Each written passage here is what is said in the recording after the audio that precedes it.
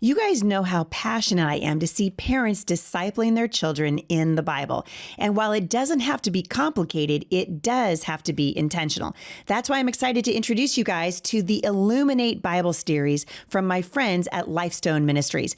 This is a Bible curriculum that's designed to grow with your child from first grade all the way through high school. So whether your child is just starting to read or asking deeper questions about faith and culture, Illuminate meets them right where they are and helps them build a lasting relationship with Jesus. Each week, you'll walk through a simple 5-step approach. You'll look at a Bible story, check out the context around it, see how it connects to the rest of Scripture, study the theology behind it, and find out what it means for real life. It's designed for families, so you don't need 5 different books for 5 different kids. You can go through it together using workbooks tailored to the ages of your kids. So if you've been looking for a way to disciple your kids without adding more stress to your day, this is it. For more information, visit lifestoneministries.com/Heidi to learn more about this amazing homeschooling tool. Hey, everybody. Welcome back to the Heidi St. John podcast. I'm going to continue my conversation today with my good friend, the one and only Kristi Clover. We're going to shift gears to talk about something that every single mom deals with, and that is chaos in your home. It's taming the clutter in your home. It's trying to figure out how do you get dinner on the table and homeschool your kids. Kristi is the queen, I think, of practical systems that bring peace into your home. So if you've ever felt like you're drowning in dishes or laundry or clutter, this episode is for you. I think you're going to love it. Stick around. I think you're going to be encouraged.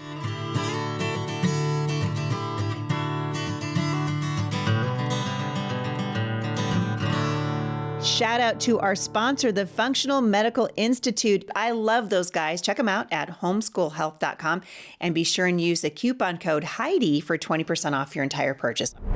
Well, I'm glad you guys are here today. So many things going on in the culture right now. And I want to just take a break from all things that are news related. Take a break from, William Wallacing around all the cultural issues and all the geopolitical issues that are happening, and talk about how we can reframe the battle to just maintain sanity in our own homes, to really bring peace and order into our homes. I can't think of anything better to have this, anyone better rather, to have this conversation with than my friend Kristi Clover. Kristi, welcome back. Thank you. Great to have you. It's so good to have you. And face I know, to face, I know, real life. It's kind of amazing. And you guys have to know that my girl Kristi here is really hot because the air conditioning in the studio. You could just stop there. She's really hot. She is really hot, and she's also hot. Very warm. Like, she's warm and she's hot because the air conditioning unit went out in the studio, and it's hard to see it, but we got lights everywhere, and it's hot in here. So if you see us sweating, it's menopause, but also it's just hot. Yes, menopause. What is up with that? That's a different episode, but just a moment of silence for menopause. That's right. I feel so much better. Okay.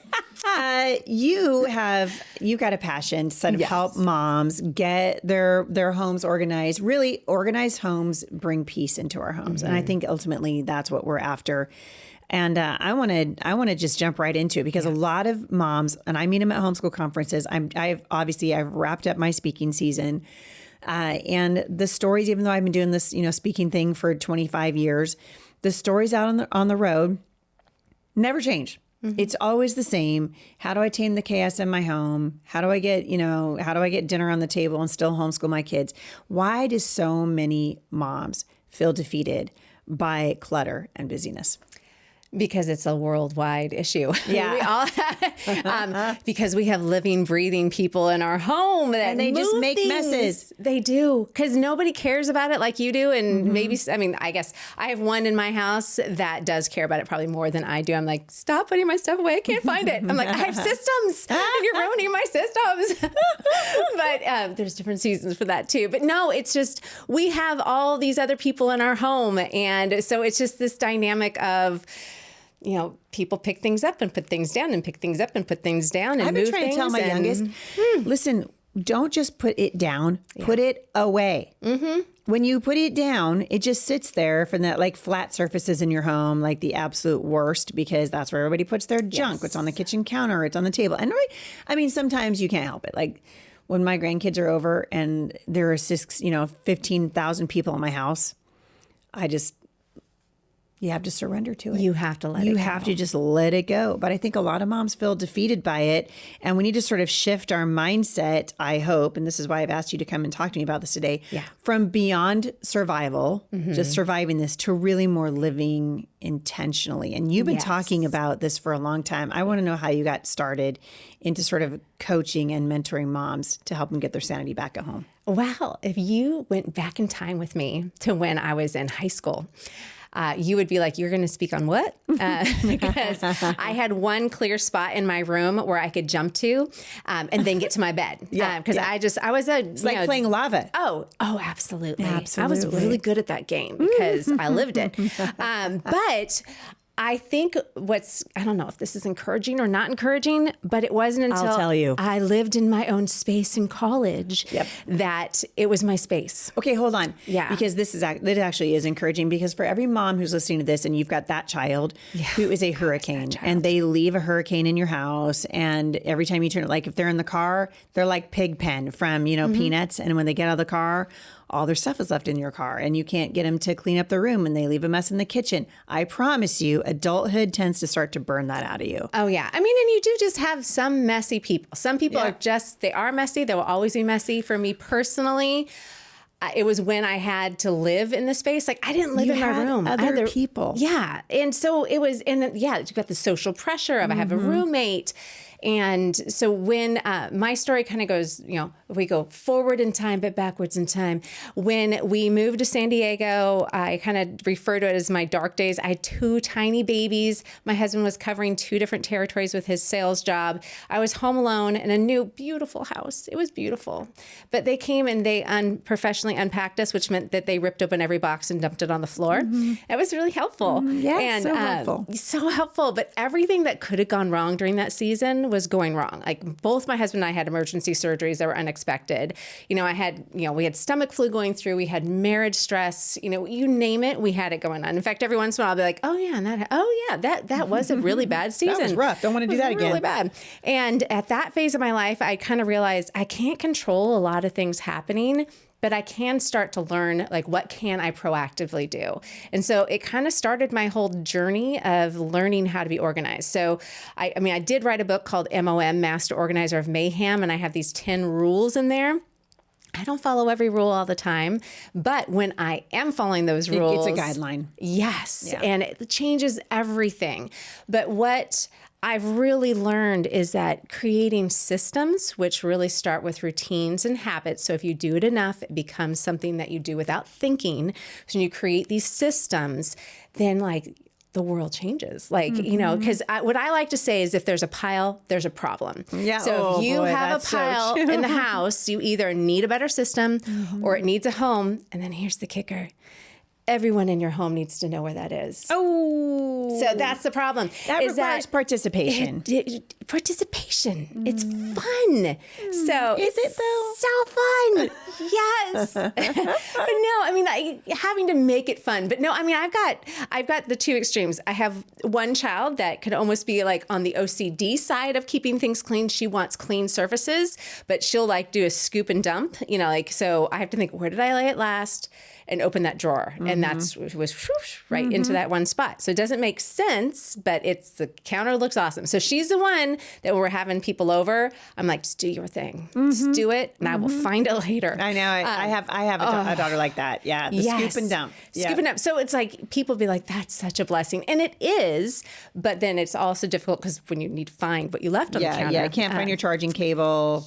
Yes. Or I'll be out, I'll open a drawer and I'll go, oh, whoa, there's the eyeliner that I've been looking for 6 weeks. It's right here where it should never have been. Never. But also, thank you for cleaning up my kitchen counter when the company came over. Yes. Yeah. And then on the flip side, I have the child that, he's totally fine with me sharing this, but he was and still is. In fact, this morning, as I walked downstairs in the dark, there was a slight bit of light coming from the kitchen area, and I could just see the shadows of his socks that were he did what he did when he was little. He would take a shoe off here and a shoe off there, and as he's walking, another sock comes off. But there was he had definitely walked and taken his socks off. Yeah. So you kind of have all these extremes, and then I also have my 2 adult children who, when I went to one of my boys' house, his apartment, he's like, Mom, come and look, see if you can guess which bed is mine. No. And so he took me in his room, and there's 2 twin beds, and he's like 2 bachelors living there,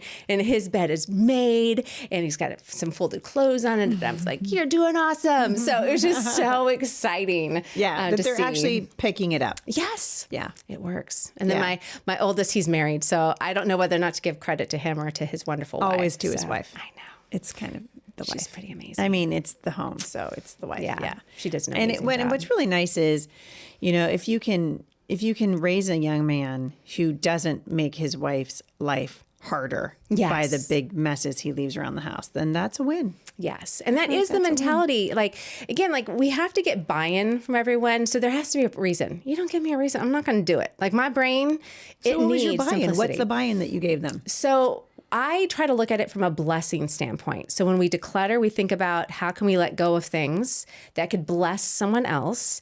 And then when it comes to cleaning, organizing, just even in our own home, number one, how can we bless those in our home? And then how can we learn habits that will bless people who will be a part of our life forever? So I try to kind of get them around that. We make it fun. Sometimes I might throw like a little bit of ice cream at them. Like if we do it, get ice cream. So like we have we used to have I think it was a Friday movie night. Now it changes days all the time. Yeah. But we do like pizzas and smoothies. But if we can get our stuff done, then we get something extra. So, and sometimes it is just getting, to watch a movie. Sometimes it like a family thing. Sometimes it might be some extra time that they get to play. So for screen time, we have like a few little games on their phone. So just all those little nuances. But you have to find the motivate, just like with all things, right? Yeah, with what's parenting in general. Yeah. So that's really it. It is the currency, figuring out your kids' currency, figuring out what's important to you. We have to set our expectations and standards down a little lower sometimes, and there's just seasons for that. Dude, lower the bar. Sometimes you just need to lower it.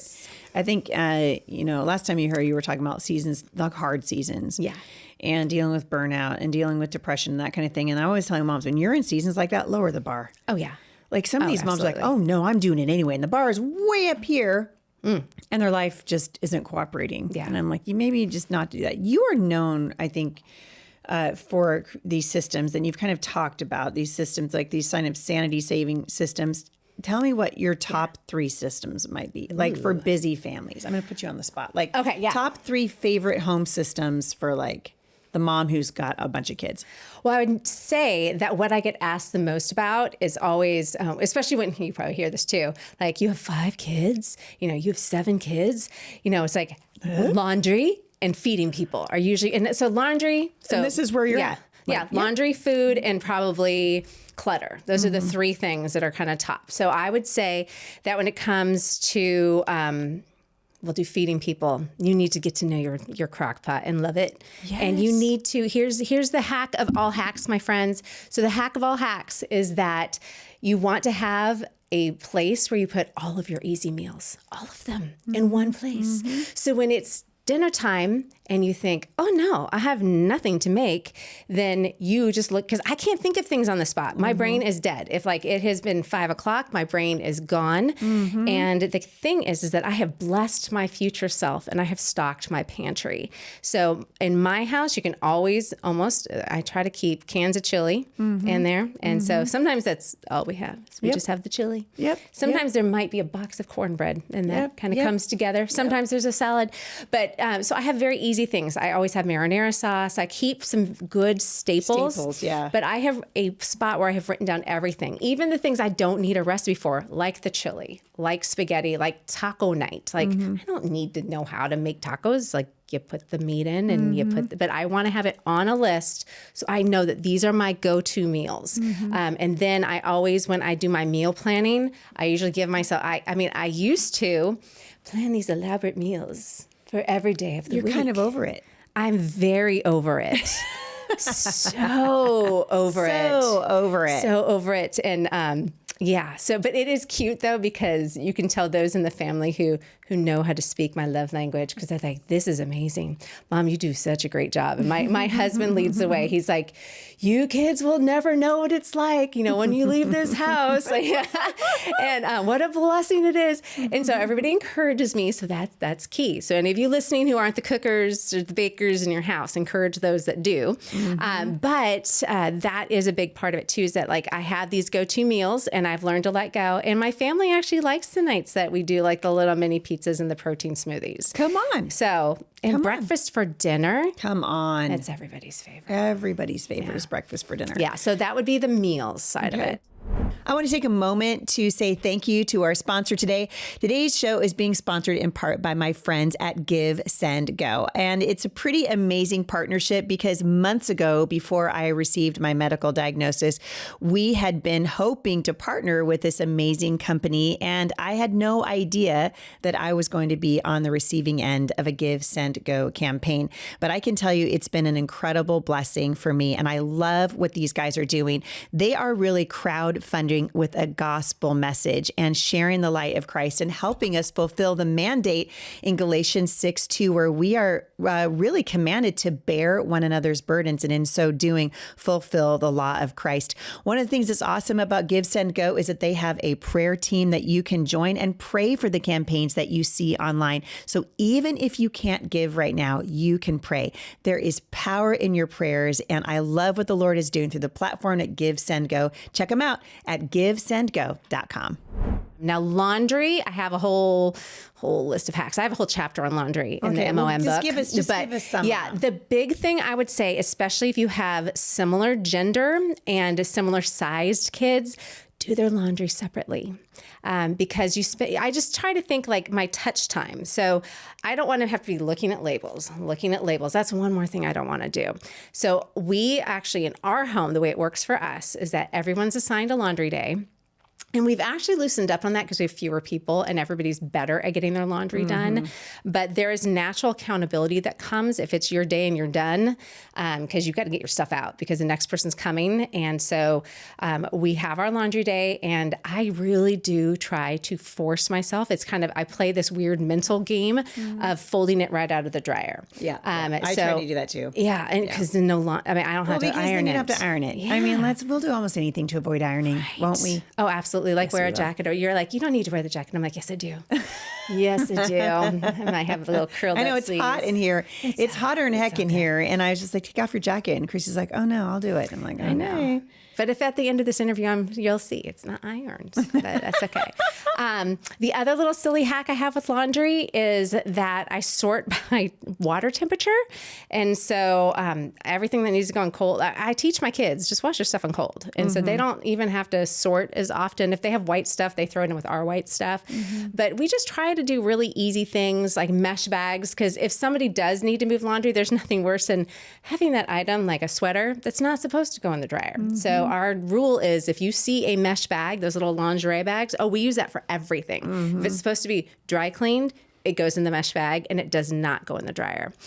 So we just have all these little tiny hacks around that. And then the last thing, clutter. I think I already kind of mentioned, if there's a pile, there's a problem. Pick one thing, just one thing, one spot, one area. I know exactly where the clutter gets put in my house. Yeah. So then you would like dissect it. Like, what's happening? Why? Why is it landing here? And so like you put on your detective hat, your little, Detective St. John. Oh yeah. And like what's happening in that spot? And like who is it? Who done it?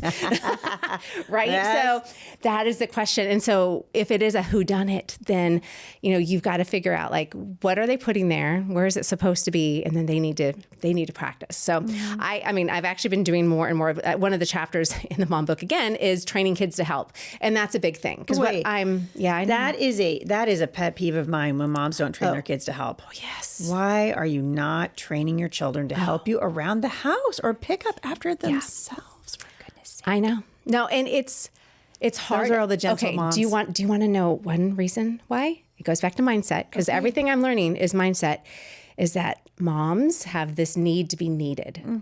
And so if we're the ones who are doing the laundry and doing all the things, and then we also don't want to overwhelm our children, or overburden them, so, but like, that's where I think you just need to remember, like, we don't have to go all Little House on the Prairie on them and make them do like all the wake up at 4 a.m. and, do all the chores, but we can be instilling in them these amazing habits. Well, you're not they're raising going children. You're raising adults. Adults, yes. And they have to be able to, when they leave your home, I'm kind of amazed. Like 4 of our kids are out now.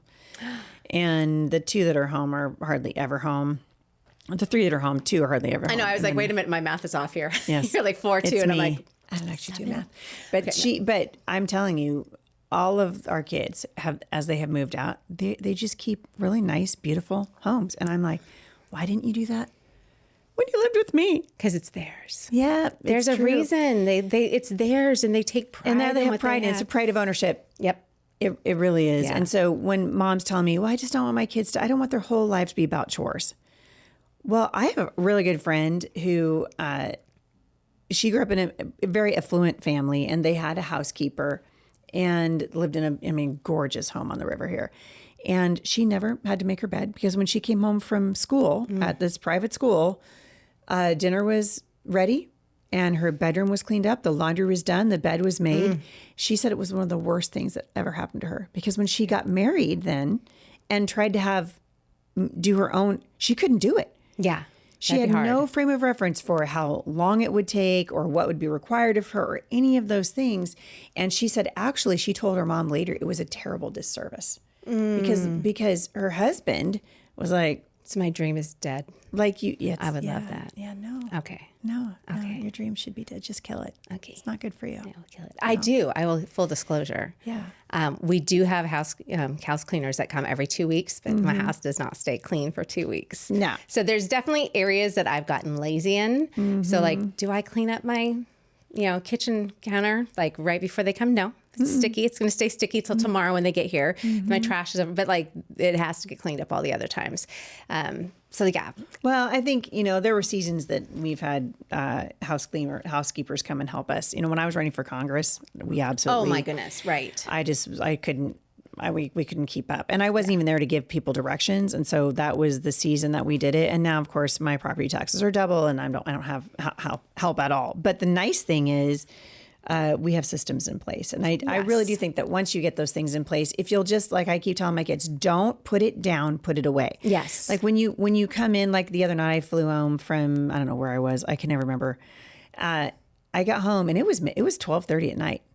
And I put my suitcase on my bed and I unpacked that sucker. Oh, you're really good. I had to because I knew the very next day I had something I had to do. Yeah. And if I don't, I don't like that. I don't want to do that. I still haven't done the laundry. It's all sitting in my hamper. But the point is I put everything away because I knew that in 3 days I'm going to be packing it up again, getting back on an airplane again. And I don't want to stop. I don't want to be behind. So, obviously this podcast has been pre-recorded. So now your girl's like way beyond the travel season. But those are just some things that I have learned to do as I'm traveling. Like when I get home, if I can do it at all, if I have, and sometimes I can't, but most of the time I can. If I can muster up 15 minutes and just unpack my suitcase and put everything back where I know it goes and put my suitcase away, then the next day, even if I only have 4 days at home, my brain is just a little bit more free. And I think people don't realize it actually does sort of set you free when you can learn to just don't put it down, put it away. Yeah, when am I weird? Because you were saying that with the blessing, like going back to blessing your future. Yeah. Bless your future self. Bless yourself. Yes. So if you actually take the time to clean, I call it staging, because when the last 2 houses that we're in, it's always when you prep the house to sell the house and the house looks so amazing and you get used to like staging it. So in case somebody has to come and see the house, it looks perfect. Yes. So now I stage my home for me. Yeah. And it's really just, I have my spot. So in the family room and kitchen, which is really just where I live, we remodeled that area and it's just so happy. So I always fluff the pillows and set everything the way I want it, make sure things are off the counter.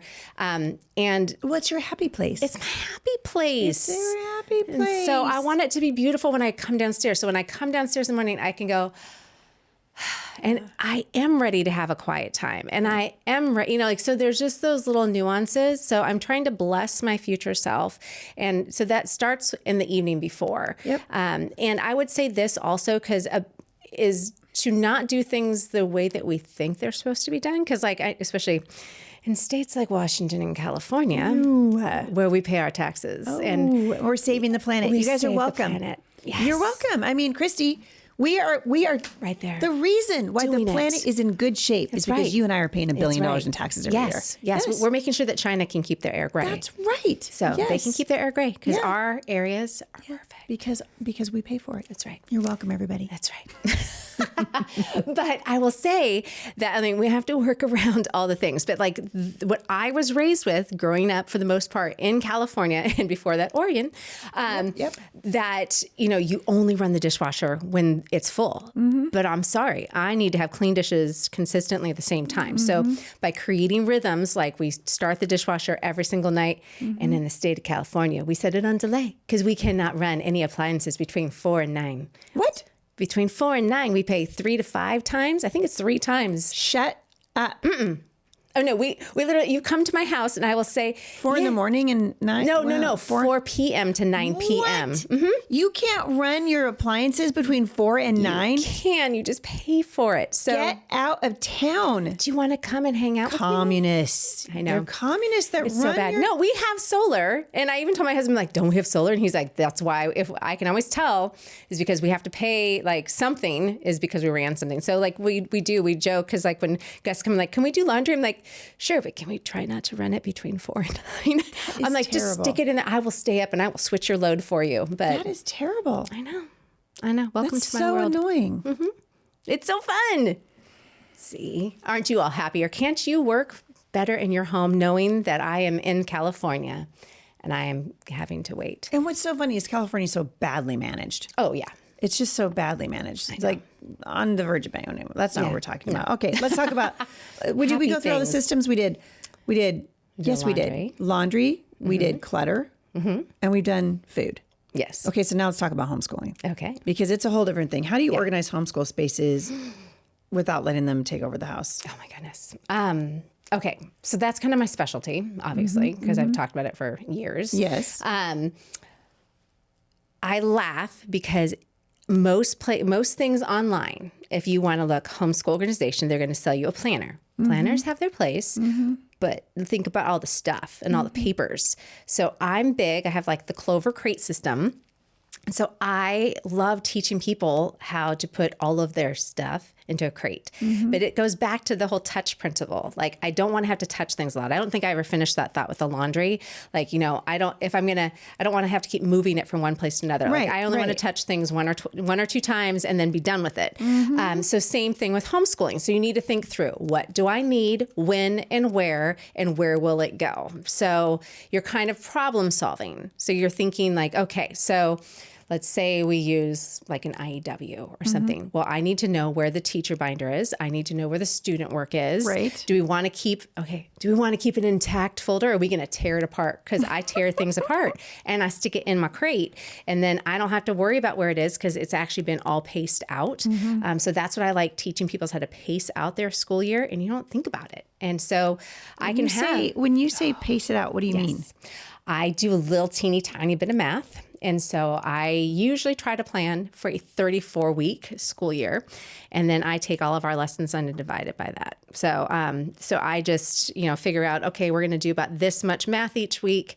And so I put everything, I schedule us out by week. So the crate is set up by week. And so you're only pulling out what you need for the week. That's helpful mentally for your kids because they go, oh, that's all I have to get done this week?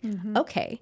And so that helps them. It helps you because that means if your week gets completely thrown off, you can pick right up where you left. So you don't have to like do the whole like, okay, where do we go and what day are we on? So if you don't, let's say something comes up, right? Because it does. Yep. Always. And you didn't do that week. You're not reorganizing anything. You're just going, here's the next week. So even if it's week 36 and you're homeschooling, but you're on week 34, you're just picking up week 34. Yep.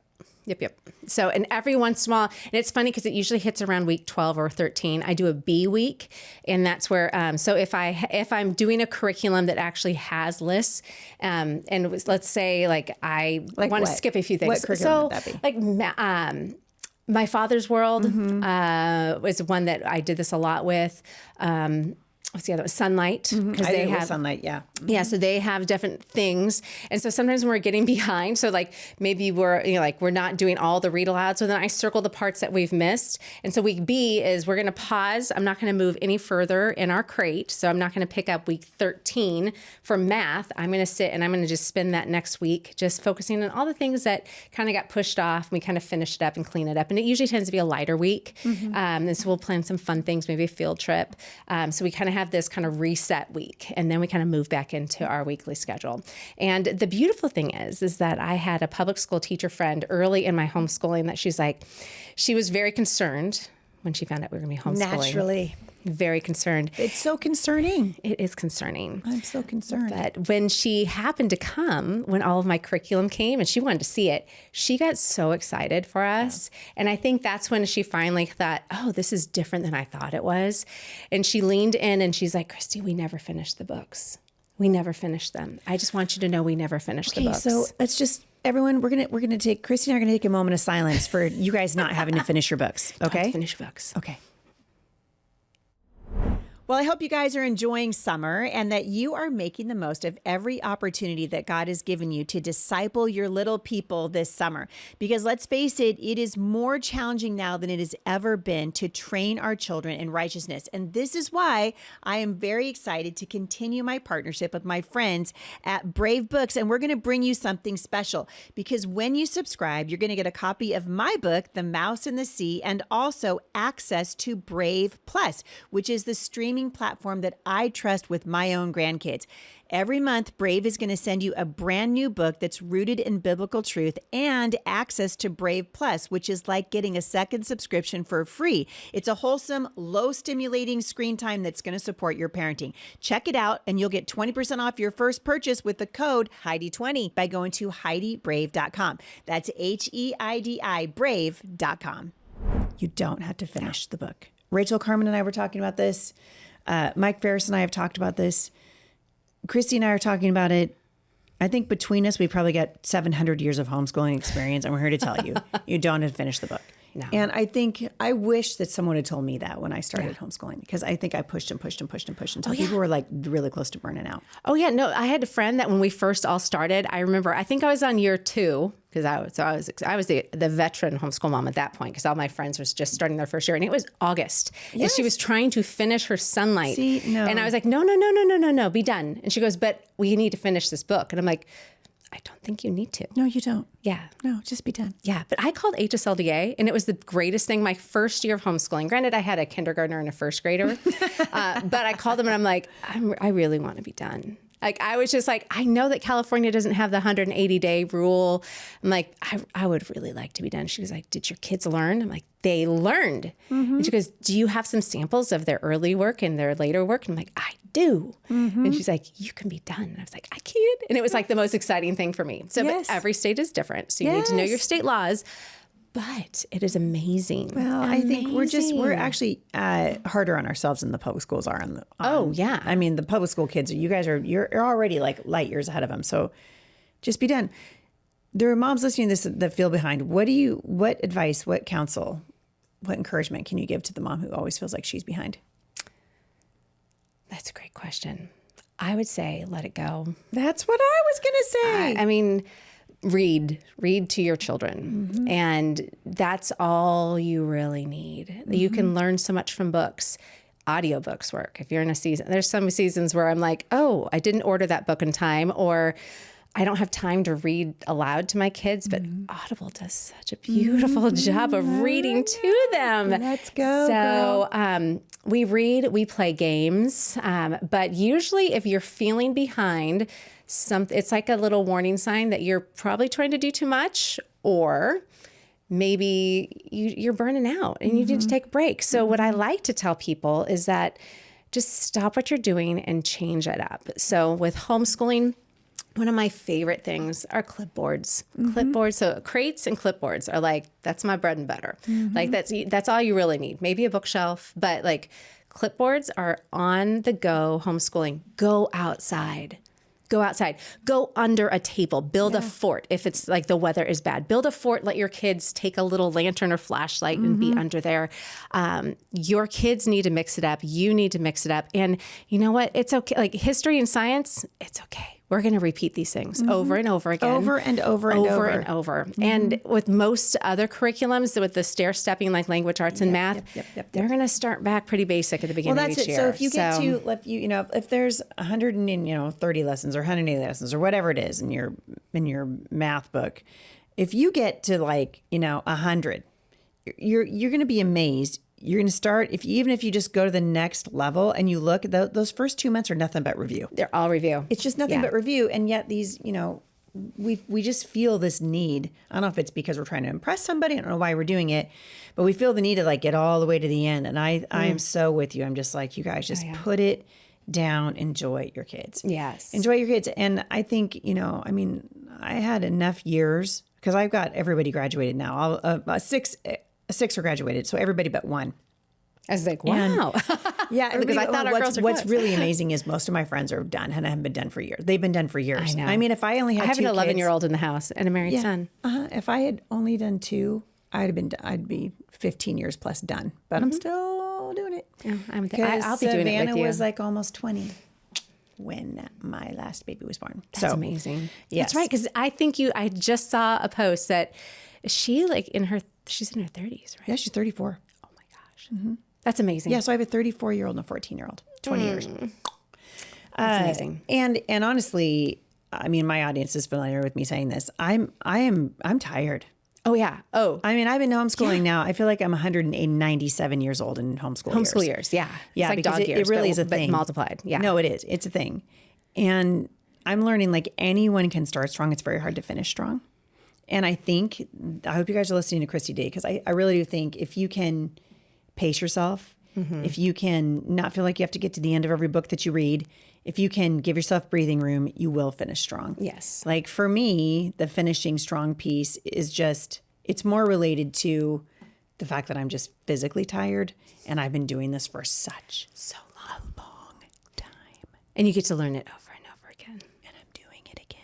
Well, I said to a mom that I was talking to recently at a conference I was speaking at, she was like me. She's also very tired. And I said, what are you tired of? And she said, I'm just tired of, did you get your math done? Have you practiced your piano? Did you start a load of laundry? Could you please make your bed? She goes, I have been saying the same things now for 30 years in a row, and I'm just tired. And I was like, oh, group hug.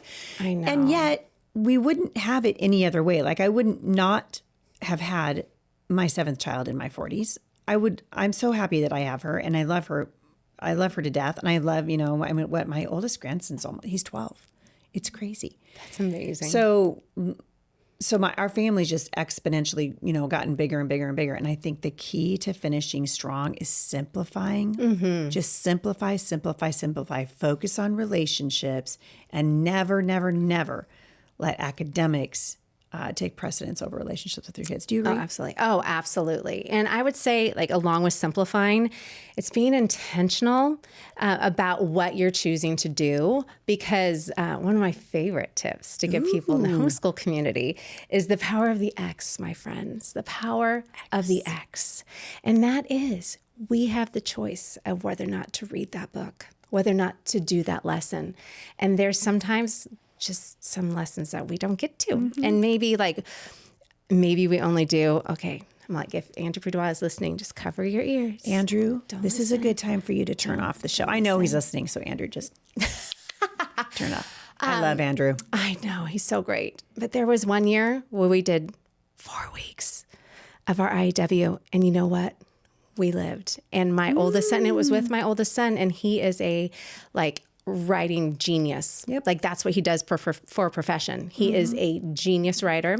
And so he lived to tell, Heidi. And he lived to tell, and he's doing okay. And I think this goes back to, moms, this is important. Lean in. God's going to finish in your kids what he started in them through you. God's going to finish it. You don't actually need to finish it. You do what you can do. We give our loaves and fishes to the Lord. Our job is cultivating the hearts and minds of our children, exposing them to all kinds of different academic pursuits. doing the very best that we can. And the Lord knows when you've done the very best that you can.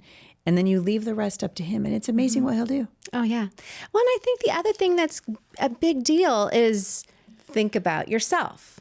Did you have gaps in your education? Yes, girl. Yes. I went to a private school and I had gaps in my education. Oh, private. Yeah. Well, I went to public school and I have gaps, and yet, I mean, like, you think to yourself, oh no, but I don't know what I'm doing. I will have to put them in the public school. I'm like, no, because they'll also have gaps. And then they'll gaps. also think that they evolved from a fish. Don't do that. And that's just not helpful. That's right. But no, I mean, I think we need to give ourselves some grace. Like, we have been given grace by God, and we need to give ourselves grace and our children grace. And I think a big thing, like I was sharing in the last episode that we did, self-compassion is a real thing. Like, I am having to let myself off the hook of all these crazy expectations I have, because especially when I started stepping into the homeschool world, like, I remember sitting in the audience when you were speaking. And I remember, like, the first year I heard you speak, I was like, this is awesome. Okay. And the next year I got the twinge, and the Lord was just like, this is what it kind of looks like. This is what I'm pushing you towards. And I remember, and you would never remember this because I was the weird person in the audience. Like, we passed each other in the hallway in the exhibit hall. And I was like, I just want you to know that, so you don't remember this at all, but I'm like, I just want you to know that I think I want to do what you do. And you've just really encouraged me. And you're just like, that's great. And we just kept walking. But it was just so funny. And I mean, I never would have guessed that, a few years later we became friends, but it was like, I saw it and I'm like, this is what that looks like. Yeah. But when I first started speaking on it, I was like, holy smokes, I need to be perfect at this. And then when I started doing homeschool organization, I'm like, oh, well, my homeschool room better look, so my homeschool room has to look perfect. I don't have a homeschool room anymore. We've let it go because once we remodeled, all we want to do, and it's funny, like, we have other rooms of the house. We have a space, so that's where the books are stored. So really it's like the book room. Yes. But we are downstairs. We just love the family room. We love the kitchen. We got to be close to the kitchen so we can keep eating all day. Eating is all good. All the food. In fact, eating and cooking is such a great way to learn. Like, so see, you just make some cookies. You're doing fractions. You can make, double the recipe. You can make tacos and study Mexico. Yes. I mean, it's a multicultural learning experience. No, I mean, a missionary story. Missionary stories. Read the Bible. We made borscht one year. I have several kids who really love it, and I don't know what borscht is. It sounds fancy and ethnic, but I don't know, where is that from. Borscht. See, it's European. So we actually had some friends from Hungary who taught us how to, but it's beets basically. Oh, I really would not have guessed that. It's just beets mostly, and some really great spices. And actually, some of them put like cream in their borscht. And my husband loves it. He actually learned to love it when he was in Russia.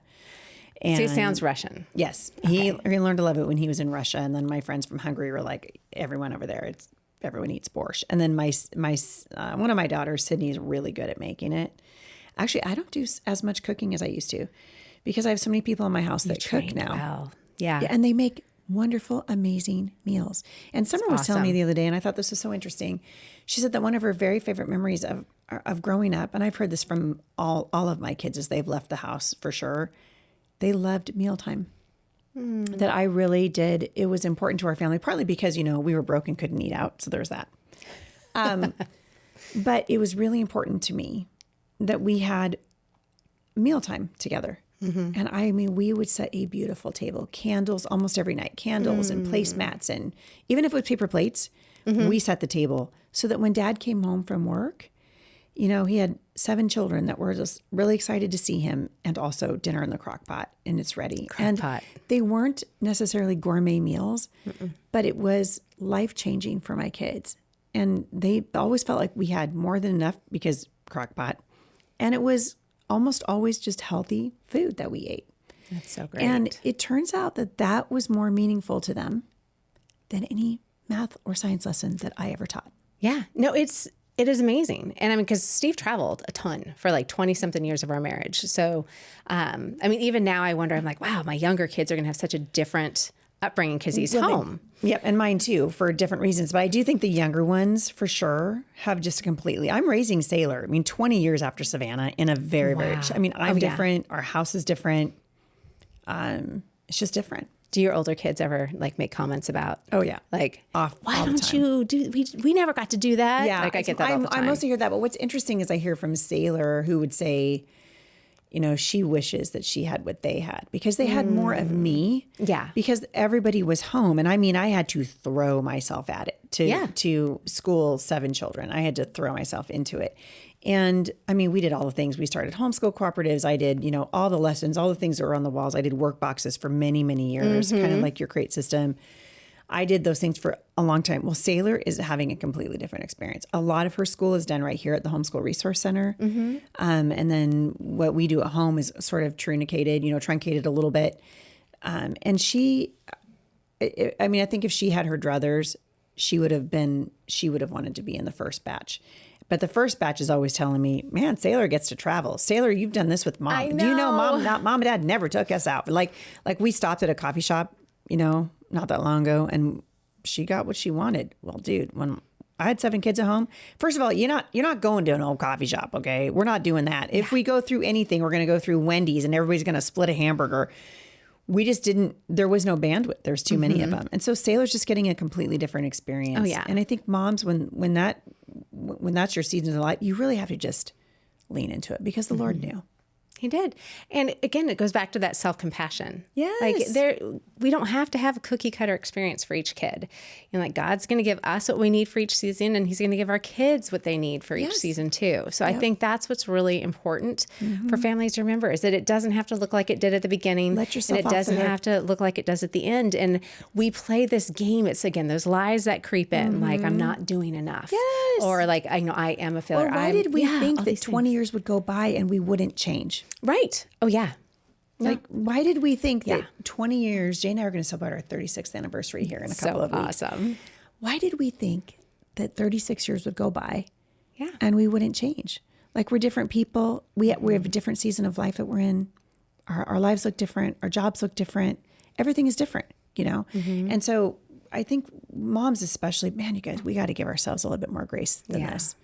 And grace for Sailor, my youngest, the grace comes what I have to give to myself first because I can't pass on to her what I don't possess. Absolutely. So if I've not got grace for myself, then when she says, I wish that I could, then now all of a sudden I'm under condemnation. And I'm like, you're right. I should be 30 again. Why am I 55? You know, why? When did that happen? Why? I know. When did my hair start getting gray? Like, when did that happen? You know, I'm not the same mom. Slowly but surely. It does happen. I know. It does happen.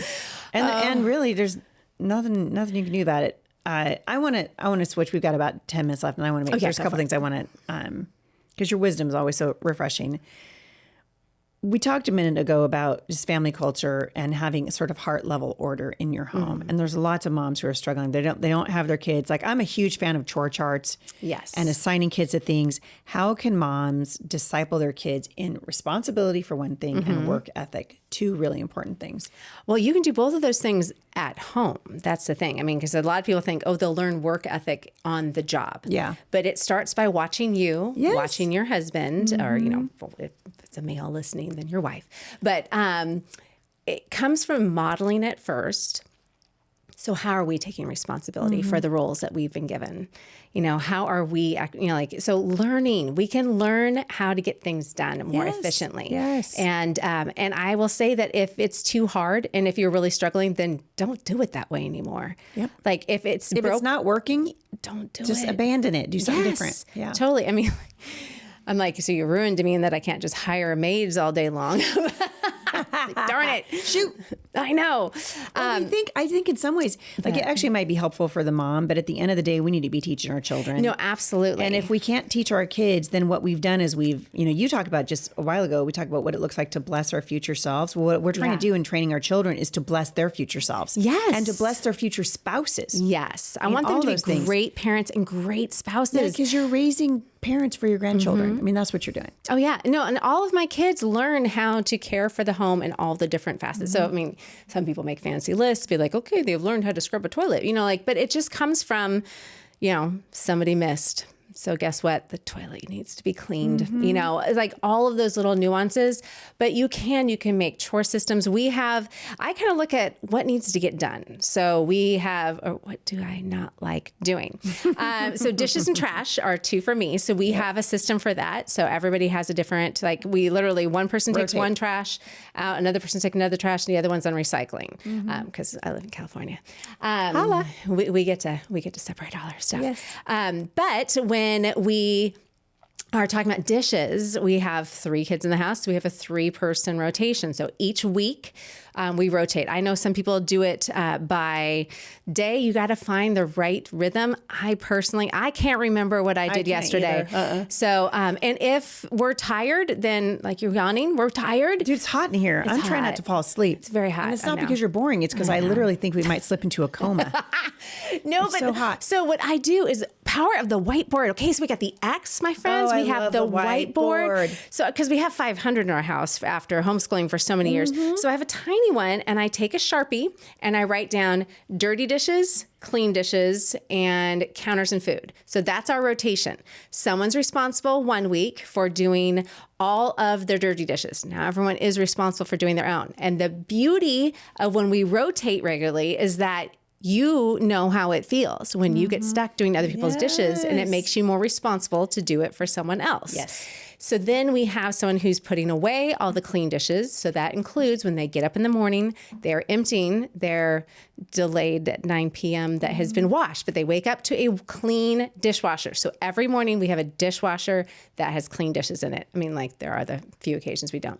And then the other person is responsible for doing all the food cleanup. So putting away all the food after whatever meal it is. Usually it's mostly dinner. Everybody's supposed to be doing it by themselves during the rest of the day. But dinner cleanup and putting away the food, wiping down the counters. And so it also is beautiful because it all kind of comes together.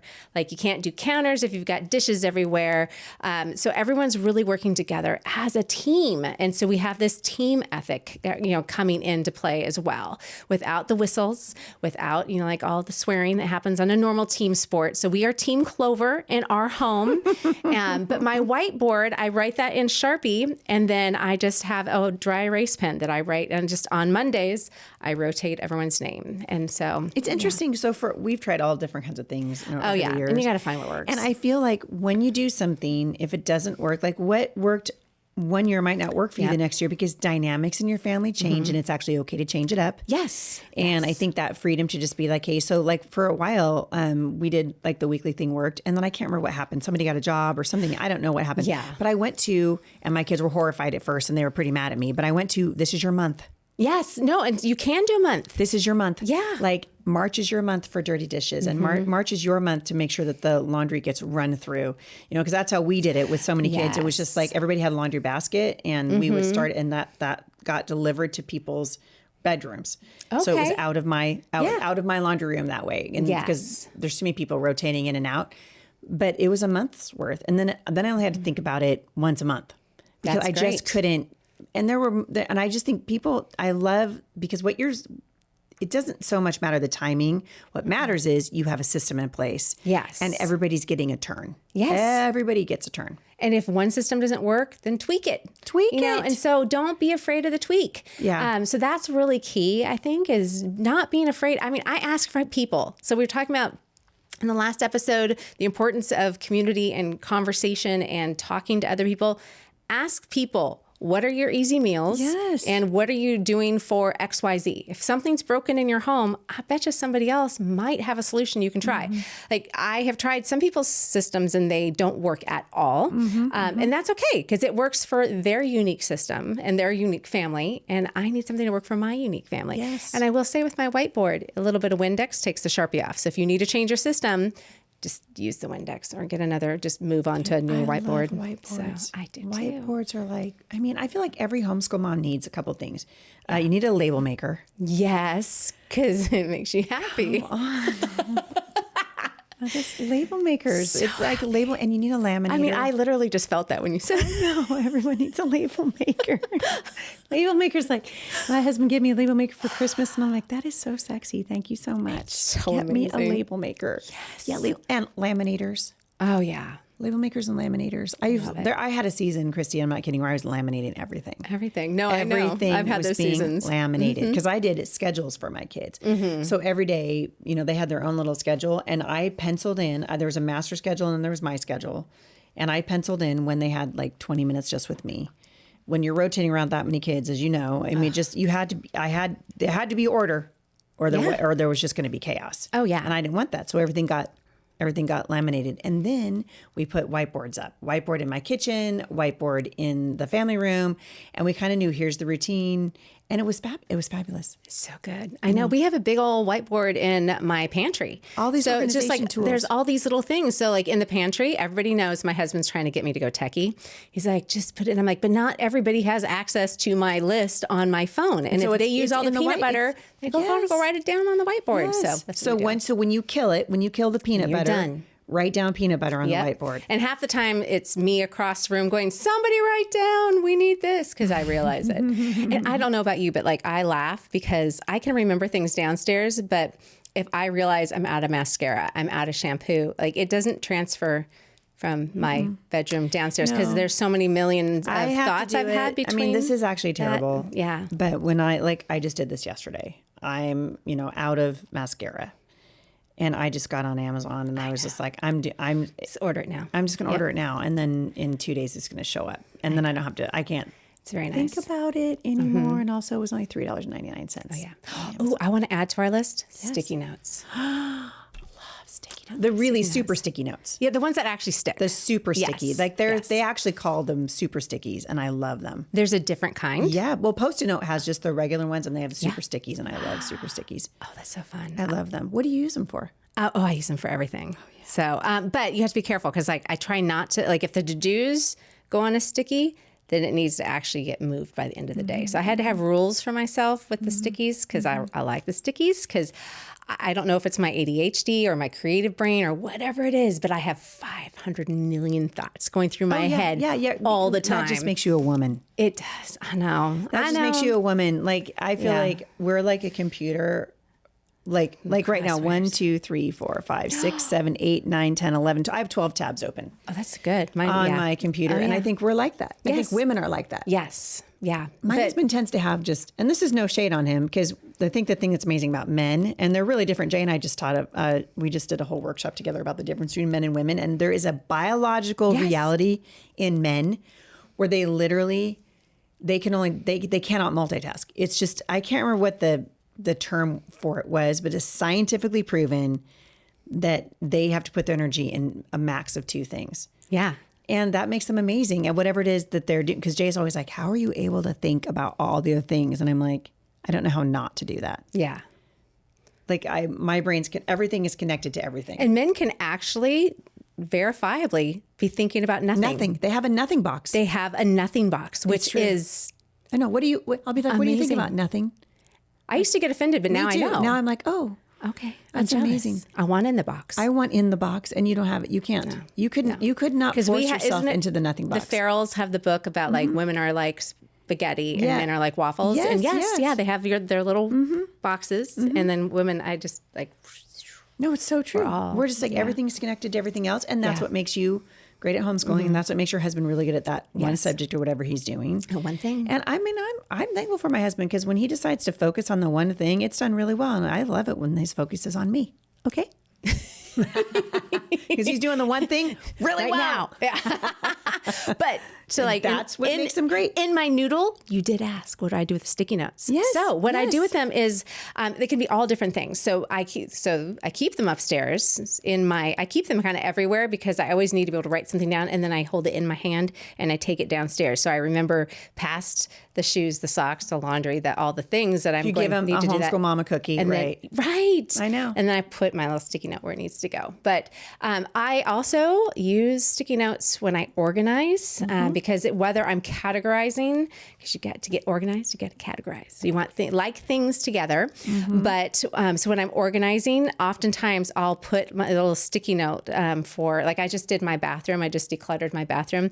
It's amazing what 20 years of travel has done. I got into my husband's side, and there was a lot of travel shampoo and soaps that at the time seemed like, how wonderful. This is so fun. Like we had some from great memories of hotels, and a humongous hefty bag later. Oh my goodness. I mean, that's not all that it was. Dude, we did that when we moved. Yeah. Moving is clarifying. Oh, it's so good. Moving is so clarifying. I threw away so many things we think that we need them and we don't. We really don't need them. And I think that also comes with age as well. I think I am learning to let go of things as well. There were lots of things. I don't remember if you and I talked about this or not, because I moved a year ago. So it'll be a year in August.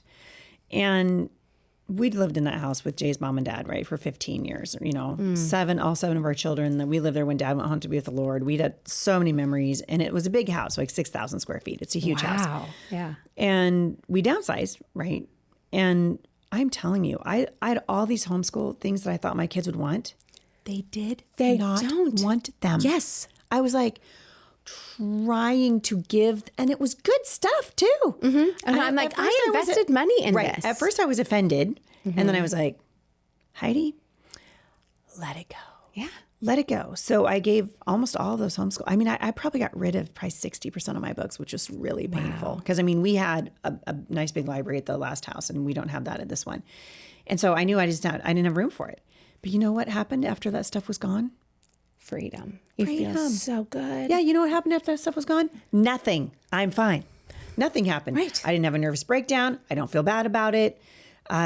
It's just, and the things that I thought were really precious that I thought, I don't have room for this, I took pictures of them. Yes, taking pictures was really good. And then I can just go back and go, oh, I remember that. Yeah.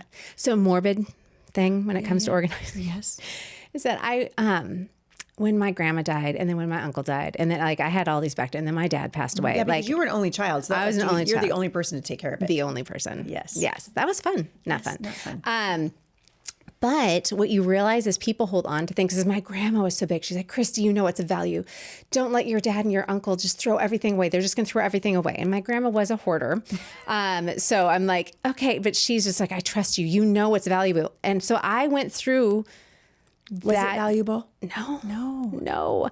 I do still, because I have just emotional, but like I do give myself permission. There are a few boxes that of the family stuff that I just wasn't ready to go through. So it's in my garage, and when I'm ready, I will go through it, and I will probably throw it all away. Yep. But I have a bag of jewelry that she went through a season where she bought real stuff, and she went through a season where she bought like all. So I would just want to go take it. I just have to take it to a jeweler and say, what's real? Throw away everything that's not. It might be the entire bag. But all to say that morbid thought is when we are decluttering, think, do your kids really want this? Like, and chances are pretty good that they don't.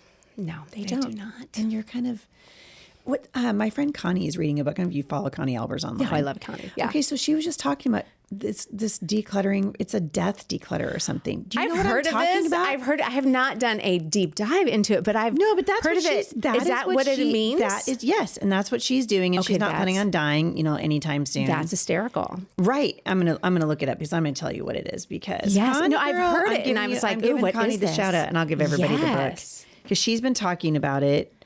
It's called death cleaning. Okay. That is awesome. It is literally called, okay, everybody, it's called The Gentle Art of Swedish Death Cleaning. Yes. How to Free Yourself and Your Family from a Lifetime of Clutter by Margareta Magnusson. There we go. A new one to look into. Gentle Art of Swedish Death Cleaning. And so Connie has been going through her stuff and just, you have to look at it. And I think it's what you were saying earlier. You have to let yourself feel all the things and then just get rid of it. And I'll tell you, when we moved the first time with my, out of our house of 15 years, it was really hard on Jay's mom because that's the last place she lived with dad. Yeah. There were lots of things. I mean, there were things, honestly, we would let her, she would be like, but we didn't have room. Yeah. Like I'm like, well, you can rent a storage unit and then it's just going to sit over there and get mildewy and gross. And then when you pass away, we're just going to throw it away.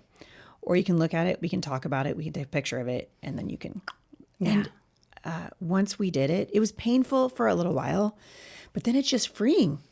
Like, So get rid of that stuff. You don't actually need it. You really don't. No, it is absolutely wild how good it feels. It does feel so good. Yeah, it feels so good. And I think that it does help to do the move, but it also and here's my thing. So if there's something really important to you and you want to keep it, make it make sense to your kids. Mm-hmm. So I have, and it's tacky.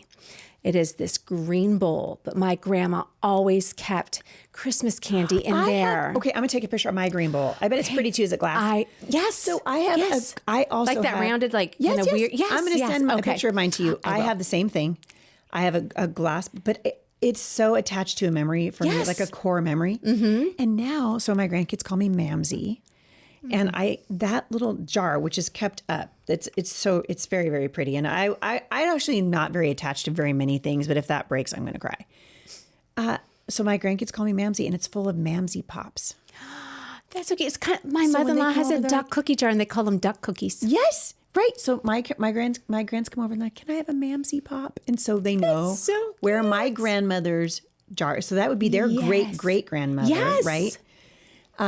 And so I get great grandma's candy jar that she used to keep her Christmas candies in, and they can take Mamsie Pops out of it. That's amazing. And it only takes up this much space, and it means something to me. You know what I would add to that? Yeah. Is think about trying to find a photo of her and put a little photo next to it. So that way they can make the association. I have a photo of me with her with that jar in the picture. I need to find it. And it just makes me ridiculously happy. Yes, because that's what I started doing is like there's this one picture that my great grandfather drew, but it's of this little girl in a country road. And when I was a little girl, my grandma had it hanging in her house. And whenever I walked by it, I was like, it made me think like that was me. Yes. And so it was in the garage and I'm like, what am I doing? My kids are just going to ditch this. Like, okay, great. It's significant. It was, done in I think it was 1901 or something like that. But they have, I put it up so then they can look at this photo. But it's like, if something is a treasure to us, let's make it a treasure for our kids or give it some purpose. Context. Yes. It needs context. And so my kids are like, it's so ugly. I'm like, yes, but at Christmas, and we are Clovers, that green makes sense because they're like, we don't have green. I'm like, we have green at Christmas and we have green at St. Patrick's Day. Yes. So I bring that baby out and I fill it with candy and it will become a thing. And when I have grandchildren, that's a great idea. I'm telling you. Because that was my thing. And she used to keep the little Christmas tree. Yeah. I found him at one point. I got all like nostalgic, but it's those little like mint things that have little Christmas trees on the middle. Yeah, I know what you're talking about. I love them. They still make them. They do still make them, and they're still just as bad for you as they were then. And they will take your fillings out. Yes. And we don't care. Don't care. Nope. We don't care. No. Have you seen that lady who's the president of the Do Not Care Club? No. Okay, I'm gonna send this to you. Yes. This woman on Instagram has made herself like literally overnight in like social media famous. She's got to be maybe my age, maybe a little bit younger. This black lady grandma, and she's like, I am the president. I am the founding member of the We Do Not Care Club. And if you're perimenopausal or menopausal or postmenopausal, I am inviting you to the We Do Not Care Club. So she's like, this is today's agenda. And she starts reading through the list of things she doesn't care about. It is hilarious. That sounds amazing. I was crying. I was laughing so hard. That's so good. I'm like, oh my word, this is amazing. And that's what we're doing now is the We Do Not Care Club. So, oh my goodness. I'm going to I don't care. Like, I'm caring less as I'm getting older about some things. Like, so good. I know that this goes against everything you and I just talked about, but I can go to bed at night if my kitchen isn't totally clean. Yeah. I don't care. My standards are lower, but I'm still in a season where I care a little. I still have a few years on you. Yeah. Come back to me in 5 years. Yeah. It Well, I have areas of my you. house that I don't care about. So like I will say like I still don't care about my what does that say, pantry? No, but I love my pantry. Closet. My closet. Yeah. I don't care. I don't care. I really don't care. No. Even though it is pretty organized now, but I don't care. Like it used to be, I could not even because I knew I was the one who was responsible to make breakfast, and I'm not anymore. So I don't go down in the morning, and if the kitchen's kind of a mess, then one of my kids who made the mess at night is going to have to clean it up because I got stuff to do. I'm leaving. I'm not even going to be home. Yeah. So I was like, I don't care. That's So amazing. You gotta be able freedom to. in that. There's freedom in it, and you have to be able to embrace the season that you're in. And I think that's what we're learning as we're getting older. See, that'll be my 50s. Oh, actually, in fact, somebody told me that. That because I remember I was sharing that when I turned 40, I realized I really don't know it all. Because you spend your 20s and 30s thinking you know it all and thinking that everybody needs to know that you know it all. And then when then you turn life 50, humbles you. 40, you're like, no, I don't know. Yeah, because you've been humbled enough. And then 50, someone said 50 equals freedom. And I liked that. And so, but things aren't as important as you think they are. And so you have freedom from like the anxiety of living up to everyone's expectations. Like, okay, what is really, so when I got, diagnosed with this tumor and they said, I had basically 2.5 months to do all these things to sort of strengthen my body for this major procedure. And guess what I did? I started going to the gym. It's clarifying. I started going to the gym. I started taking walks every day. I started doing all the things that I should have done before. Yes. But I didn't have a good enough, quote unquote, excuse to do it. And so leading up to, by the time this podcast airs, I'm hoping I'm post-surgery and I'm hoping I'm starting to feel better. But it's clarifying. And I think just taking that time to like, you know what?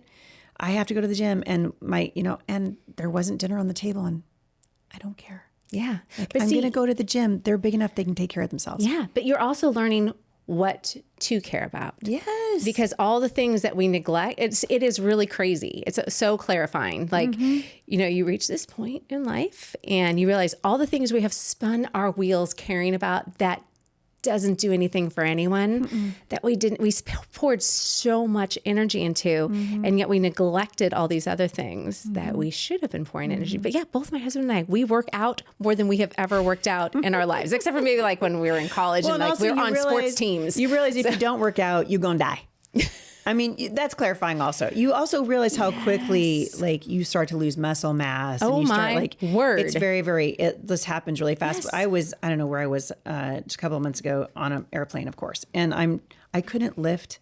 Part of it's because the medicine I'm on right now is eating away at my muscle. And so I'm having to work out just so I don't lose muscle. Yeah. But I tried to lift my suitcase up above my head and I could not do it. Oh. And I was like, okay. So I'm changing routine and I'm going to work on that. And I think every season is a little bit different. There's some people who are listening to this right now and they're at the very beginning, that little kids. And I'm like, man, you are in the season of all hands on deck. Yes. Right. Oh, yeah. It's all hands on deck. Get Survive. these systems in place. Come up with a plan. Some of them are in like the teenage years where everything's in flux and your kids are changing rapidly. And one minute they like you and the next minute they're telling you your sweater is ugly. And then you're in the season where they're starting to leave. And you're starting to reevaluate your life as a mother. And Just torture. it is kind of torture. And in every season, we need to find new rhythms, right? Don't you think? Oh, totally. I feel like in every season which is why I think the systems are so important. And then we can look, because you're not sorry that you did all those systems. I'm not sorry. That was my sanity. Oh, no. All my chore charts and all the things I had to do it or there wasn't sanity. I'm just not there anymore. And I don't need it so much anymore. And there are other things that are more important. It's a season. And women live their lives, especially in seasons and cycles. Yes. Yes, we do. Yes, we do, girl. Yes, we do. I just think, man, this is an amazing time to be alive. Yes. Well, I smirked when you were talking about putting the suitcase up and I was like, I really hope that my face is not, because sometimes my face speaks for me. Mine does. But I was giggling because age, right? Yeah. Do you know what I've had to... What? So I'm going to start crying. I'm going to laugh so hard. So getting real. I love this. I have to I'm here for exercise for what I can no longer do because I find myself stuck in my closet.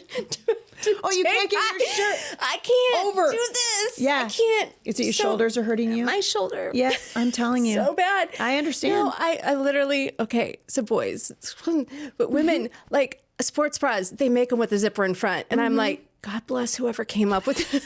Because I'm like, it's true. Oh, it's so bad. Have you tried the She Fit ones yet? No. Okay, I'm going to send you a link. It's yes, like the please. best sports bra on the face of the earth. Okay. She Fit. I love it. There we go. love Sponsored it. by. No, I'm kidding.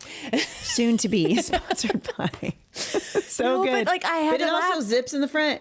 I had to go to physical therapy for my shoulder. Did you tear your rotator cuff? No, I didn't. But then frozen shoulder? I think it's frozen shoulder. I had that. It hurts. But I was laughing because he's like, so how does it hurt? And he's this young guy. And I'm like, it hurts when I have to pull the shirt.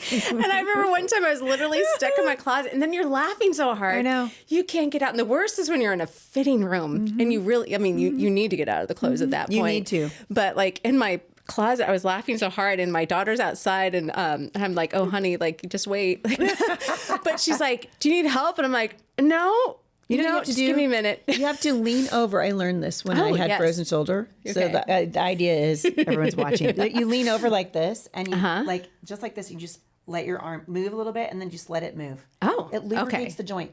Oh, like for real. Okay. And then if you move it like in a circle, let it swing in a circle. Like, you have to do this. You have to do this before you do this. Okay. Yeah. So you just let it. It lubricates the joint. Okay. It's so fish good oil to know. too. You guys are welcome. Yes. We're going to call this episode "Aging." Yes. With Heidi and Kristi. That's what we're doing. The real thing. Oh my goodness. Seriously. We're doing it. We're doing it. It's good. It's so good. I mean, look at you. You've had 5 kids, and you're just doing great. 5 years. Yeah, 5 kids, not 5 years. Mm-hmm. Oh, it's good. It's good. Kristi. 5 kids, 50 years. There we go. You're amazing. Thank Your you. wisdom just always so refreshing and encouraging me. And I'm realizing, what we're saying is it's not about perfection. It's just about order in your home, and it's about purpose, and you know how to bring that. And people can contact you for so many. I want to talk about this for a second because KristiClover.com, and don't forget her book, Mom. It's Master Organizer of Mayhem. You got it. Right? And you've got some courses online that people can do. Tell us all about it. Well, I have a thing for acronyms. So MOM. Me too. MOM. So it's Master Organizer of Mayhem. I have a course called Home, which is Home Organization Made Easy. And then I have a decluttering technique that's called Sort. And that's the 4 different components of, decluttering. And then, I have all these little things. I have like a laundry method that I use, SMART. And so all these fun little acronyms. This is the creative side of you. I love it. That's how I make talks. I make them out of acronyms. Yeah. Oh, I love it. But I have different courses online. I have a brand new course, and it's called Training Kids to Help, because we need to get our kids involved in what we're doing. Why are you not doing that? If you're not doing that, head over to KristiClover.com and help your kids learn to help themselves. Yes. Yeah. And then I've got a membership. I've got all the things to help people. There is no excuse for not being able to do something because and it's my heart. Like, I know it's really hard for me, and I have poured blood, sweat, and tears. I have tried all the things. Except for the death thing. I need to try that now. Yes. But, okay. Do you like that though, right? I feel like that's kind of what I was the gentle even art thinking through. of Swedish death cleaning. Yes. But death cleaning, I was like, what is this? But that makes sense. It's the whole, it's what I call the morbid side of things. Like thinking about what you don't want to pass on. Honestly, we just finished, we put all of our, I told you, everything that's happening to me in my life right now has been very clarifying. Oh. So we finally put all of our stuff into a trust. Yes. We organized a trust. Do it all. Everything is so that if something were to happen, our kids are not stuck like what's happening now. Everything has been done and delegated. And now I'm going to look at the Swedish art of death cleaning. It's not that I think I'm going to die anytime soon, but I just think you don't do that for yourself. You do it for your kids. And that's why you're doing it. No, absolutely. And again, because if you want to see how to do a really awesome hot mess, you should look at how my dad and my uncle left things for me. That. And my grandma. Realistically, she was the hoarder that, so I had to help my dad and my uncle with that. And then my uncle, hot mess of a thing. And then my dad just left everything and more debt. And it was just, it's just awful. It's and what horrible. a burden on you. It was a huge burden. Burden, I can speak. That too. But my dad passed away 2 years ago, and there's still stuff unsettled. It's crazy. But you know what? I don't care. She doesn't care. She's welcoming. We're going to welcome you. I'm going to reach out to this gal on Instagram, and I'm going to say you have 2 more members of the We Do Not Care Club. We do not care. We do not care. Yeah, Those boxes are we got boxes sitting in your garage that you haven't looked at. I know. And we don't care. No, and you know what? I actually kind of giggled because I know, my friend does this and it drives me crazy, but she throws things. She's like, if I don't touch the box and I don't feel like I don't need it, and she will throw it away without looking inside. That's how my husband is. Just throw it away. That terrifies me. But there are a few boxes that are from that side of my family that I'm like, you know what? It's probably just going to go in the trash. Because you know what's happening? It just is a burden on you. Yes. It is a literal burden that you have to think about, that you're going to have to sort through. Yeah. It is. I just, yeah. I'm here. We don't care. We don't care. We do not care. We do not care. Kristi Clover, I do care about you, girl. Thank you. I care about you. I'm really happy that you're here. I hope you guys will check out Kristi's website and all the amazing things she's got going for moms who want to bring peace out of disorder in their homes. It is really important. You are a national treasure. Thank you for flying up here from San Diego and hanging out with me. Absolutely. It's just been great to see you. It's so good to see you. We'll have to do it again, girl. You know I'll be down in California at some time. That's right. That's right. I will be. Thanks for coming on. I appreciate it. Absolutely. All right, you guys. I hope this has been encouraging and enlightening.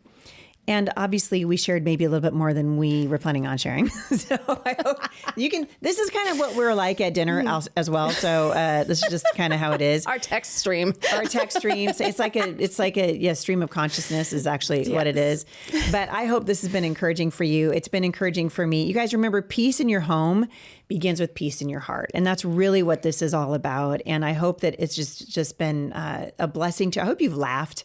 I hope you've been able to relate to the two of us as we kind of talk about the different seasons of life. Embrace the season of life that you're in. Women, especially, you guys, you live your lives as women in seasons and cycles, and God would have you finish well. Thank you guys so much for listening. Don't forget to leave us a 5-star review and share this podcast. If it's encouraging to you at all, it really helps us when you share it. Share it on your social media platforms. Reach out to me. You can contact me directly, HeidiSt.John.com/Mailbox Monday. Our staff reads every single one of those. And we love to hear from you. So, and I want to say thanks for your continued prayers. If you're trying to track my recovery after surgery, because I know I'm not in the studio right now, the best way to do that is to get on my my mailing list, my newsletter.